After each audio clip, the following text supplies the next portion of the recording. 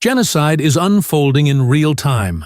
Not whispered decades later, not hidden in history books, but live-streamed, documented, undeniable. Gaza is burning. Children are starving, and the world watches in silence. But a tribunal of conscience has now broken that silence, calling for armed intervention to stop Israel's genocide. On August 22, 2025, the Gaza Tribunal, led by Professor Richard Falk, issued an unprecedented demand: immediate international armed intervention, authorized through the UN General Assembly, to halt what it called Israel's most lethal phase of genocide. Falk, Princeton scholar and former UN Special Rapporteur, spoke in Istanbul, warning that silence in the face of genocide is complicity. He declared that moderation at this stage means death for Gaza. Anything done in a more moderate fashion will be too late. Too late to save the surviving people already traumatized by more than 22 months of genocide. He called it the transparency of genocide, clearer than even the Holocaust, carried out in real time, witnessed by the whole world.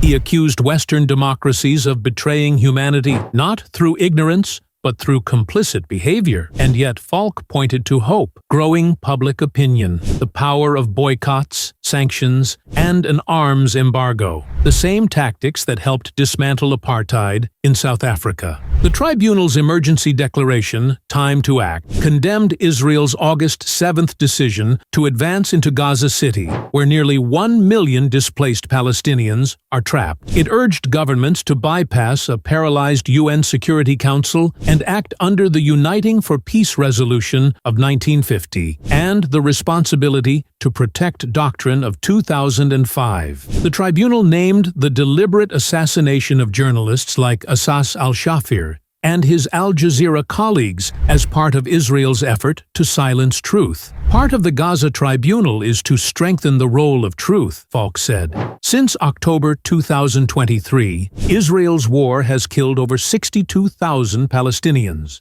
The ICC has issued arrest warrants for Netanyahu and Gallant, while Israel stands trial for genocide at the ICJ. And still, the bombs fall. Now ask yourself, what kind of world lets this happen? We are told that the UN exists to protect the vulnerable. We are told democracies stand for freedom. Yet in Gaza, schools lie in rubble, hospitals run without fuel, children die of hunger, while the IDF continues to shell neighborhoods like Al-Tufa and Jabalia, reducing families to ash. This is not security. This is extermination, and Netanyahu, already indicted for war crimes, fuels it for his survival. Western governments issue statements, then send more weapons. Their silence is not neutrality, it is collaboration. Falk's warning is clear. This is genocide happening more transparently than the Holocaust. That sentence alone should shake the conscience of humanity. But governments will not save Gaza. People will. Protests in Paris, London, New York, Sydney, ordinary citizens demanding boycotts, divestments, sanctions.